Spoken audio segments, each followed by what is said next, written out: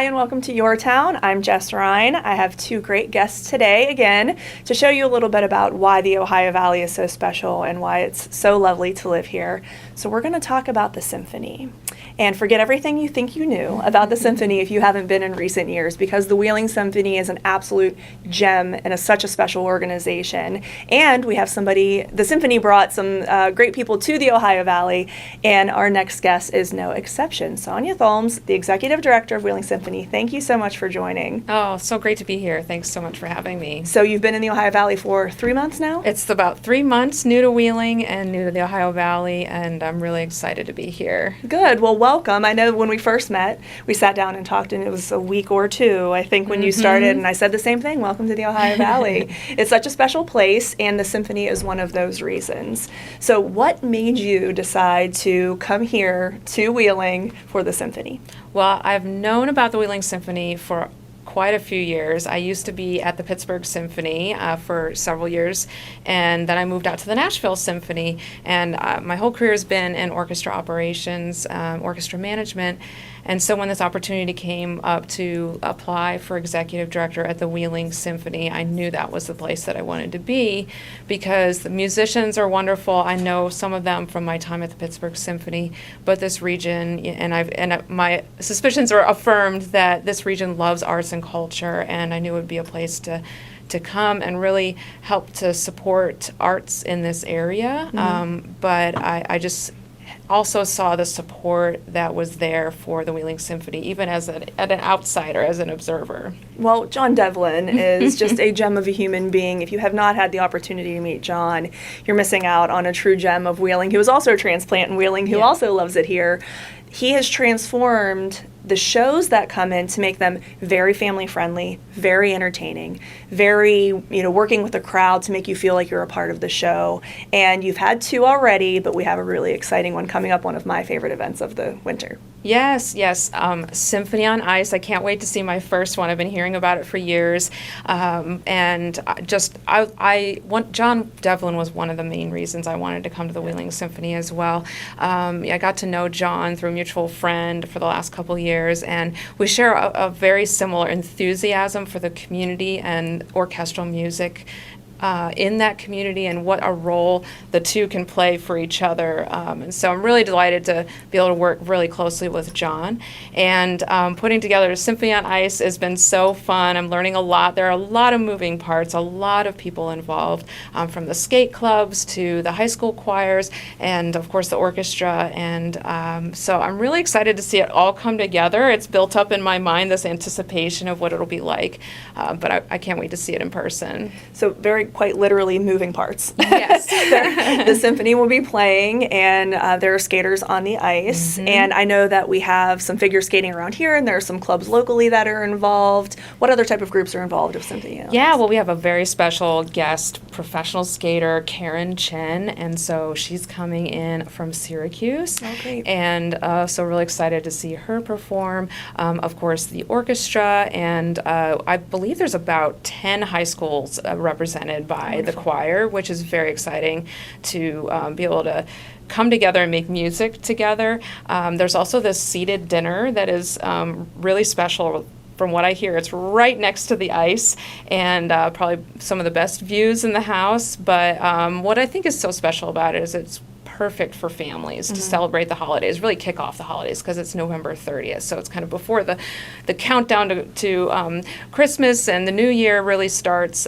We can kick it off with the Symphony on Ice performance. For sure. And I think with this music, too, one of the reasons it's so family friendly, most of the songs are pretty familiar. Yes. So if kids are in the audience and this is their first time doing something like going to the Symphony, it's a great way to introduce them to that, because they'll understand and recognize some of the music that's being played. Absolutely. And from what I hear, there's all ages in the skate clubs, from littles to teenagers and adults. And so I think there's always going to be something to watch and to listen to. Right, which again, for little ones is very helpful to have that moving on. I've always been interested in figure skating since I was a little girl watching the Olympics. So it's exciting that there's a person who is, trained and who has done this forever, and then you'll see the little ones, and they are so adorable. The little ones that come out and skate. I've been fortunate enough to have many seats, and you're right, there's not a bad seat in the place, but the ones on ice, I was able to be there at one of the dinner tables, and it was an interesting, different view to see it right there on ice level, but interesting for everybody all the way across the board, just a fun family event. Mm-hmm. Well, what I really like about it is I feel like everyone that's involved is saying this matters, like coming together and collaborating together through, athletics and music and just the community celebrating that together. And the people I've heard say, they're very proud of their family members who have participated in the show. And so it's really becoming this legacy and tradition for the community, and just delighted to be a part of it. Well, good. And what's the date for that for people that might be interested? It's November 30th at West Banco Arena, 7 o'clock. Okay, great. And that's not all. That's the next one that's coming up. You have quite a list. I will tell you that my daughter's first time going to a symphony type of performance with that type of music was last year surrounding wizards. My daughter is very much a Harry Potter fan. And I said to her, and I don't know if it's nice of me to say this, but I said, if this isn't something you're interested in, if there's an intermission and you want to go, I understand. But she wanted to stay the entire time. Oh. She loved the entire performance. She stayed till the end. She's just busy, and I wasn't sure if she'd be interested since it's her first time with this type of music. But she loved it. We stayed through the entire time, and it was great. And I know you have a lot of kid-friendly and a lot of family-friendly events coming up further in the season as well. Yeah, we're just a few concerts into this season. And starting in January, we are bringing Harry Potter, the first movie, in concert. And so I'm not sure if you've ever seen a movie in concert, but essentially there's a lot of them produced that way now, where they strip out the soundtrack and the orchestra plays it live. So you're watching the movie to a live orchestra playing the soundtrack. And it's 1 p.m. on January 20th, which is going to be perfect for families to come and enjoy the movie. And but we have concerts about once a month, which is a really great pace, I think, because we get to really lean in and celebrate each concert on its own. So we have, in February, we have Renee Lees Goldsberry coming, and in March we have Clarissa Saad is a composer who wrote a piece for a percussion ensemble, Third Coast Percussion, and they're coming in March. And in April, it'll be another really fun show, is all about Frank Sinatra with one of probably the best singer, Tony DeSere, who is singing Sinatra songs these days.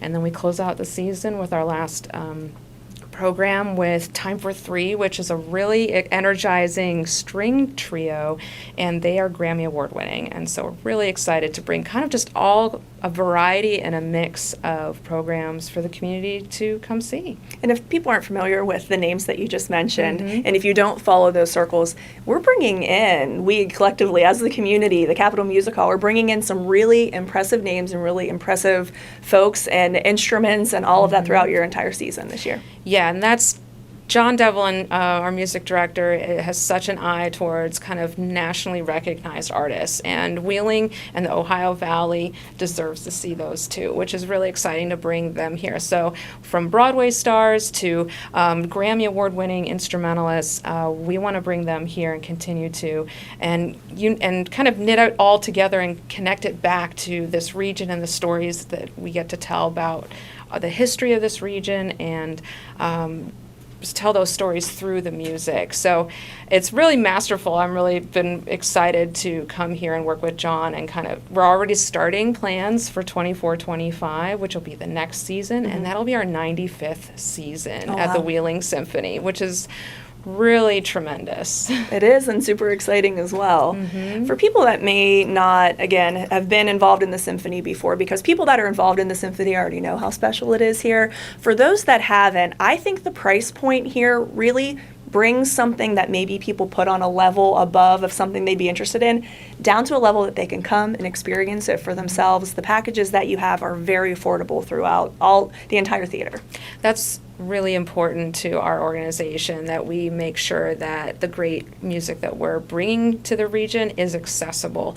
And so that's really important to me personally. I think that music is meant to be shared, and it's only as magical as it is when we have the audience in the room. The audience is part of that music making experience. So keeping those price points accessible is really important, because this isn't something that we can just keep to ourselves. It's something we want to share with everybody. So can you give a little bit of a range on that price point so when people say affordable, they know what we mean? Yeah. Tickets start at $14, and there's actually student price tickets, which I believe are about $11. And so then it goes all the way up from there. Probably the top end is about $80 for the prime seating. But yeah, tickets start at $14, which is less than a price of a movie sometimes, it seems like these days. So, and it's for quality. Yeah. That they would have to essentially, if it were not for the Wheeling Symphony, they'd have to leave this area to find that type of quality. And again, Grammy nominated people that have been performers for a long time, singers for a long time. You had a beautiful woman who was very recognizable. Do you want to talk about your opener? Because I thought it was a really beautiful show. We opened the season with Sutton Foster, and she's one of the best singers on Broadway right now. And she just finished a run of The Music Man opposite Hugh Jackman. But she's debuted many roles in many shows, and she was just an unbelievably delightful person to work with as well. But that house was packed, which was very exciting. The energy in the room was so strong, and she was just a wonderful performer. And so we're really honored to be able to start the season that way. And I think that matters when you kick off with something that special, and that's just a gateway for people, if they hadn't been before, to pay $14 a seat to come and see somebody that is that acclaimed, who is currently out there doing it, somebody that's active. I just thought it was a beautiful event. You did such a great job with it, and you're right, the crowd was excited and electric and singing back the songs. It was beautiful. Well, and our concert in October was really special. It was part of the Violins of Hope Pittsburgh project, and so the Violins of Hope are restored violins that survived the Holocaust. And so these instruments are here in Pittsburgh. They're still here. You can go see the collection for free up at CMU's campus in the Posner Center, but they bring some of those instruments out for performance. They are made to be performed. They're restored to be performed on. And so we had many of those instruments here in Wheeling for our concert on October 19th that featured works by Jewish composers, and it was a really meaningful program as well to hear these voices again. I bet. That one I wasn't able to make it to, but I love the story behind it. When we first sat down and talked about it, I had chills with you telling me about the stories of the instruments and how they've been played. And again, something historical that because of the symphony was brought here to Wheeling. Absolutely. And it really gave us an opportunity to connect differently with our Jewish community here in the Ohio Valley. We had some conversations at the Ohio County Library and a recital at Temple Shalom, and so we were able to do some of these community events that led up to the concert that I believe really deepened the conversation for all of us around the project. Yeah, I think so too, and I know that you'll continue to do that with all the projects that you have coming up as well. And thank you and John, just on behalf of the community, for putting such a beautiful project and beautiful program in front of us to really open minds in this area about different cultures and different musics in this world. So I'm a big fan of the symphony, and I'll continue to come to the shows this year. Well, and I think an orchestra's role in a community is to celebrate the art, right, and bring people together, convene the community around music. But it's also meant to inspire participation. And one of the things I'm really excited about is we've got a youth orchestra concert coming up on November 20th. And inspiring participation in our youth to engage with this art form is one of my favorite things to do. So our education programs at the Wheeling Symphony are really robust. We have young people's concerts in the spring, and we bring ensembles into at-risk youth centers in the spring as well. So I feel like that is an essential part of what our organization does, is to keep this art form going and inspire our youngest generation to love it too. Absolutely. And some people may not even realize that they've heard the symphony when they've gone to outdoor fireworks displays here, right, where they come for the fireworks and they don't realize the quality of music possibly that they're receiving while they're there. So there's a lot of ways to experience the symphony in this community. Yep, we've got free concerts in the community. I'm learning all about the July 4th tour, which we'll do this next summer. And again, anything that I think can bring a family out, that they can experience that music together, is a really special and I think essential thing for our community. I agree. Well, this is a great conversation. I hope that anybody listening is interested now. And if they are, what's the best way to reach out about tickets? Oh, yeah. WheelingSymphony.com. You'll find out all the information. You can also follow us on Facebook and Instagram for all the updates. And come to Symphony on Ice. It's the next thing coming up, and I hope to meet you there. All right. Well, thank you so much for coming on and telling us all about the symphony. Thank I you. appreciate it. Keep up the good work. We'll be right back.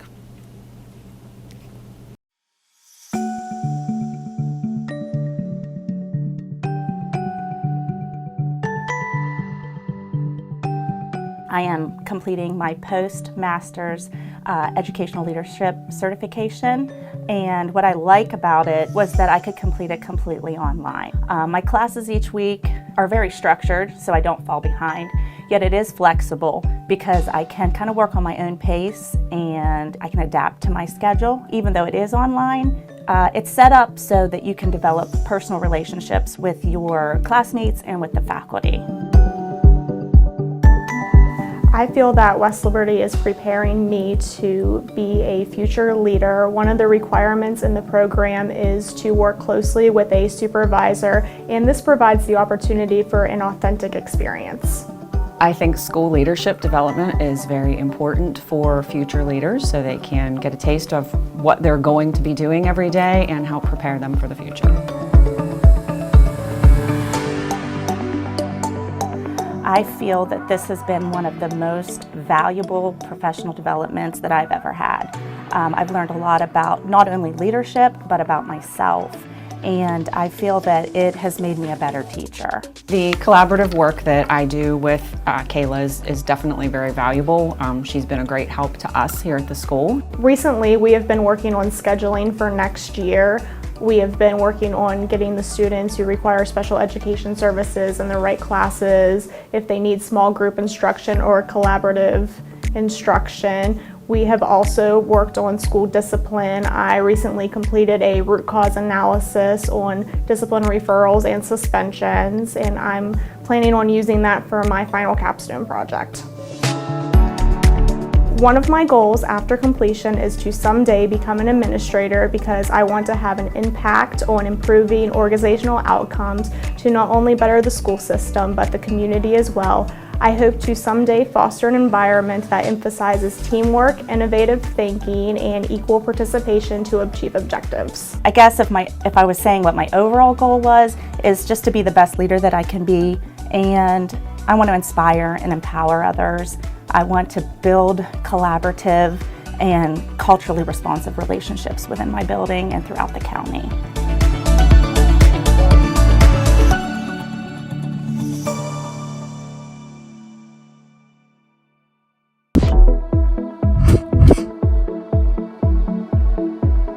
Hi, my name is Craig Bober. I'm a senior finance major at West Liberty University, and today I'm going to be showing you what it's like to be a part of this program. Heading to my first class of the day, investment portfolio analysis with Professor Jess. We're going to start off doing some current events, and then we're going to look at evaluating some stocks, figuring out the intrinsic value. We're going to do Knight, Tyson, Disney, and waste management. We need to make some investments with the investment club. The finance program at West Liberty is an exceptional experience. In the program, there are amazing teachers that always make class fun and engaging. A new student enrolling in the program should expect a personable learning experience when you're engaging in classroom activities and building relationships with your teachers and classmates. I chose the major in finance because of my interest in the finance world and my want to pursue a career in business. My goals after graduating are to become a certified financial planner and help people achieve their retirement and savings goals. We're heading to my second class of the day, Management Capstone with Dr. Rocchio. So part of what we've been doing over the last several weeks was looking at the internal and external factors of the companies that you had chosen to research. This major is good for others to consider because of the quality of education you receive and the relationships you build with the people in the business department. Professionally, with a finance degree, you have many different career options like banking, insurance, financial planning, or even tax services. I chose West Liberty University because I did not want to go far from home, but I still wanted to be away. Personally, what I like most about West Liberty is the great people that live here. West Liberty Business program attracts many people from different countries, so this provides you with a unique and diverse learning environment being here. We're going to be heading into the investment club meeting. So as we talked about, here's our current portfolio allocation. So we still have about $5,000 left, so we need to make some investments. The Investment Club is a student-ran club that is sponsored by WestBanco, where we use real money to buy stocks and bonds to build a class portfolio. This club is a great place to learn about the stock market and how investing works. All the decisions that we make regarding our portfolio are voted on by all the members of the club. And now for my last class of the day, my finance capstone with Professor Jesse. West Liberty's Finance Capstone is unique because it is a CFP board-registered program, which is something that not all colleges offer. In this course, we learn about topics like ethics, retirement planning, tax planning, and risk management, which prepares us for the CFP exam. And now we're going to cap off the day with playing some basketball with my friends. Being a student athlete, there are many challenges that come with it, but the rewards far outweigh them. Through my 4 years of playing football here, I learned many valuable life skills and have built friendships that will last a lifetime.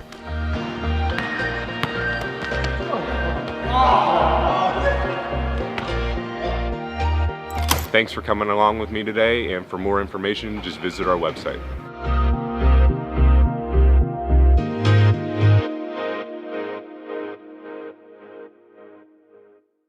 Hi, I'm Dr. Nicole Ennis, Interim Dean of the College of Education and Human Performance at West Liberty University.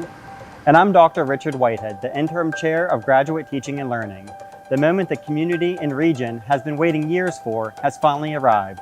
West Liberty's first ever doctorate program just received full HLC approval to launch. The Doctor of Education in Instructional Leadership, Management, and Innovation will prepare professionals to take on new leadership roles in various fields of their organization. We are officially accepting applications for the first cohort to begin in late September, with annual cohorts starting yearly in May. If you're ready to start your doctorate in education, now's the time. The next chapter of your life can start in 3 years. Visit westliberty.edu/EDD to get started today.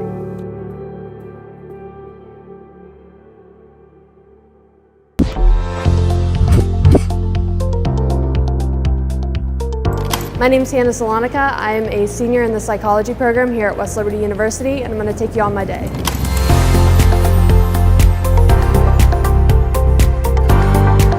So first today we're going to go into biological psych with Dr. Fletcher.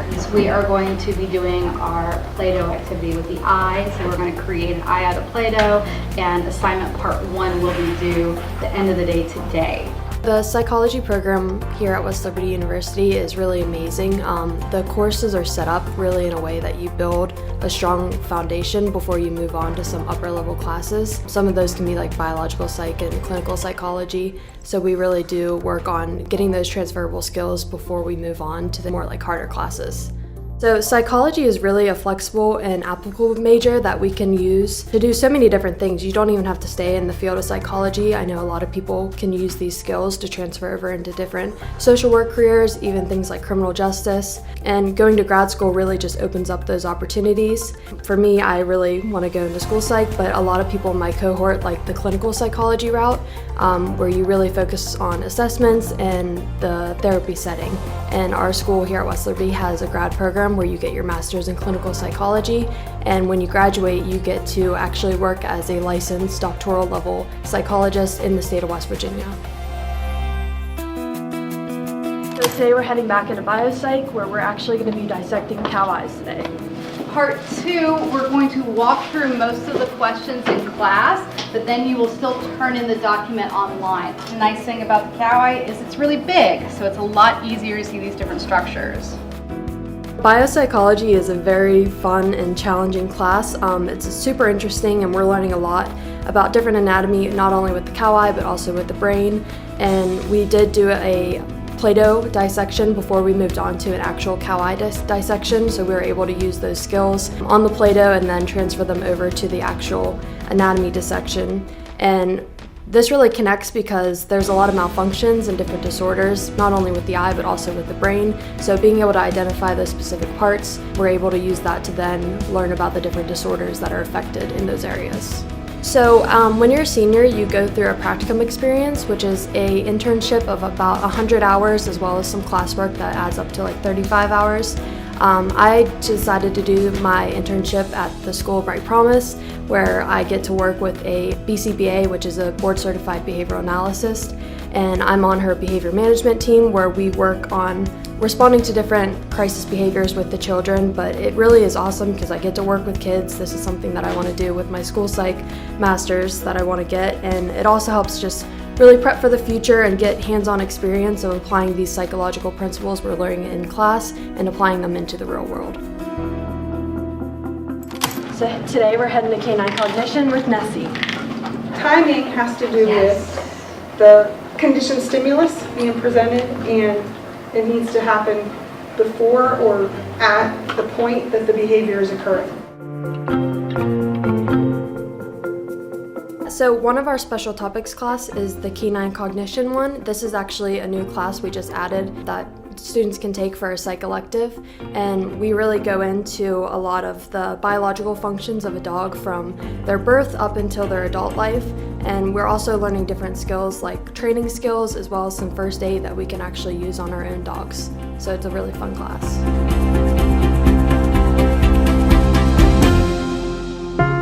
So we're heading into the psychology lounge to do a quick meeting. So the psychology club here is really a place that you and your cohort and other cohorts can kind of come together, and we do different things like study groups. We do some fundraisers like our chocolate rats in the fall, and we also have different trips that we take, like going to the trans lunatic asylum. We did that this year. That was really awesome. And then also we were planning on going to the psychology museum in Akron. Thanks for checking out the program with me. For more information, visit our website.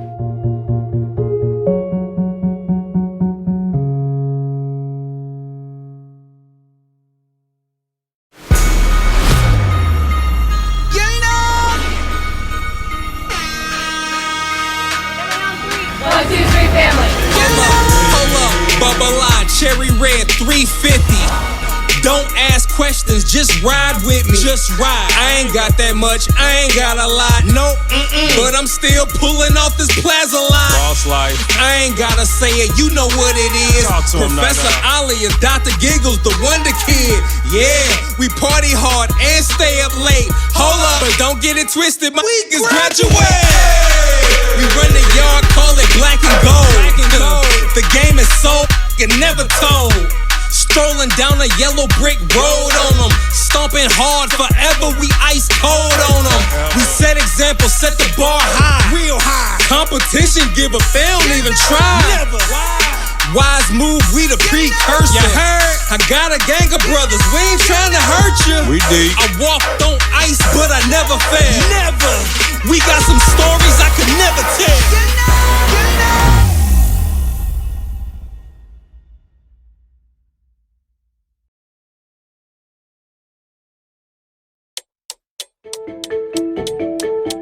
Hi, I'm Jason Ake. I am a grad student at West Liberty University, and I'm working on the Earthworm Lab. So we're attempting to study some invasive earthworms here on the campus property. We have a survey area where we go out and try and figure out how many they are, where they are, what species they are. Earthworms are really small, of course, and you don't really think about them, and you hear about them being good for gardens and all that. But these invasive earthworms live out in the woods and they eat basically everything. They live in the dirt, they eat leaves, wood, take all the nutrients out of the forest.